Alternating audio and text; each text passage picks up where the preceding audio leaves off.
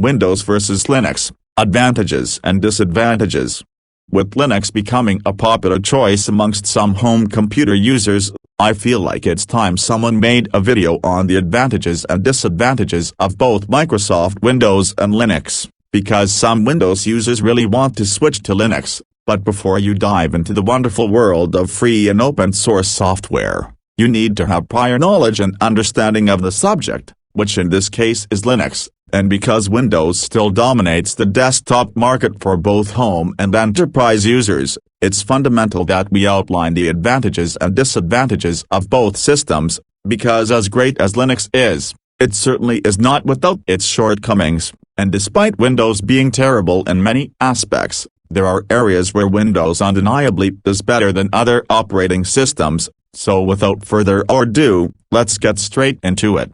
The first key area to look at is cost. Linux is free, completely free, free as in free drinks, no licensing fees, no activation keys, no nothing. Windows on the other hand, requires you to pay upfront when upgrading or installing a copy of Windows onto a computer. You can choose to not activate Windows, but you won't have access to any personalization options.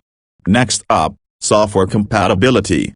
Windows has by far the largest variety of software and games. The Windows market share should make that obvious, and because Windows is closed source, a lot of the software on Windows is also closed source, whereas with Linux, you have a plethora of free and open source apps and games, some of which can easily replace proprietary software. And sadly, Linux is not built for gaming, and while gaming support on Linux is getting better, it certainly hasn't got the variety of popular titles that Windows has, such as Grand Theft Auto, Forza Horizon, and Call of Duty, and many other popular games just won't work on Linux, no matter what you try.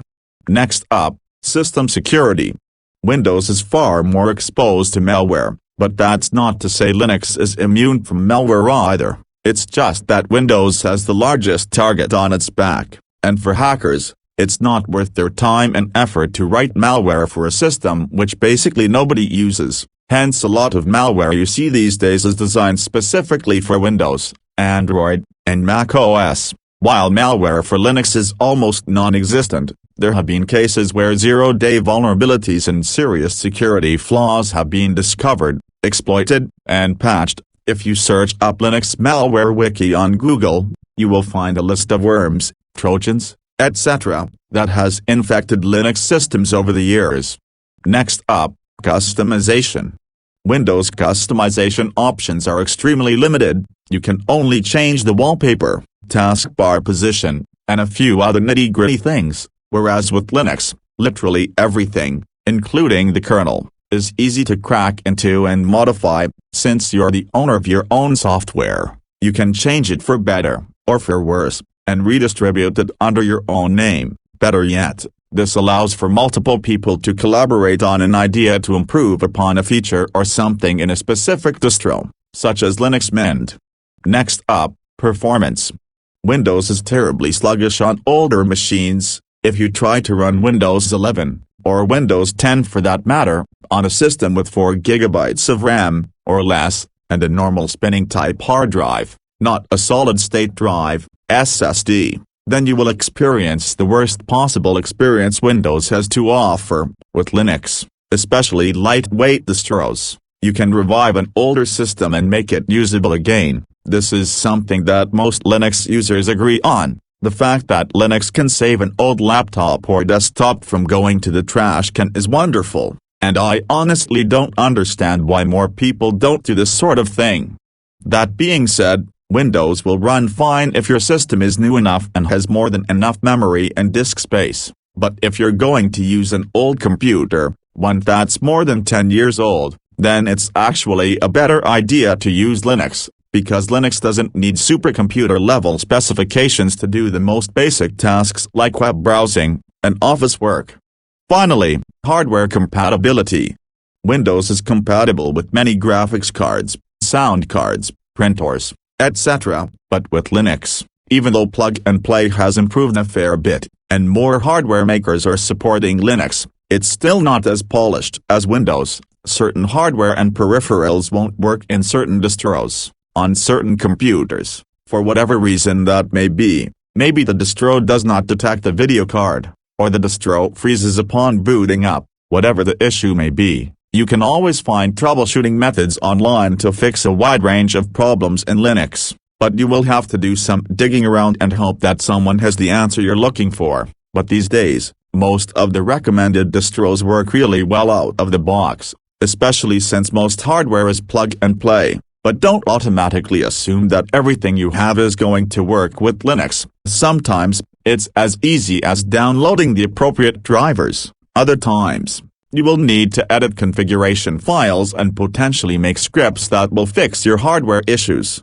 And then there are just times where no matter how hard you try, or what you do, nothing seems to fix the problem. So please don't give up on Linux if you run into problems with it. Every system has its own share of issues, and Linux is not immune from problems, but the open source nature allows for lots of people to identify problems in a more timely fashion compared to closed source systems like Windows and Mac OS, meaning security patches and bug fixes are pushed out quicker to Linux systems, on average, and most distros are built with stability and security in mind, but some distros, such as Fedora or Arch Linux, can be more prone to instability due to using bleeding-edge technology, which might give you newer and better features, but stability is often not present in cutting-edge technology that has not matured yet, so it's not wise to use such software on a mission-critical system you need to have running all the time.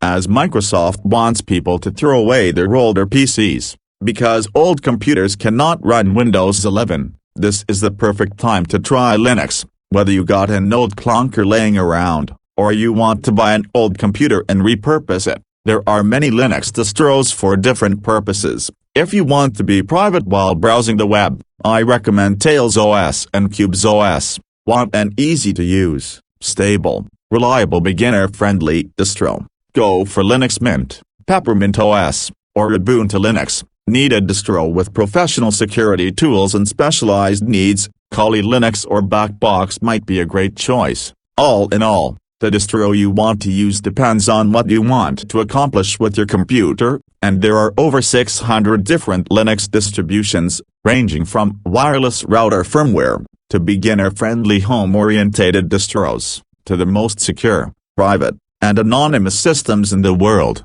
Linux has something for everyone, and anyone that's willing to learn a new system, and knowing the advantages and disadvantages can greatly help one make an informed decision to switch to Linux. Please like, share, comment, and subscribe. Don't force people to use Linux. Instead, encourage them to try it out, and help them if it's their first time using Linux. The worst possible thing that can happen is the distro you chose will not work, so it's simple. Choose a different distribution. There are literally hundreds of distros to choose from, so whether you're a hacker, whistleblower, or an average home user, there's a distro for everybody with Linux.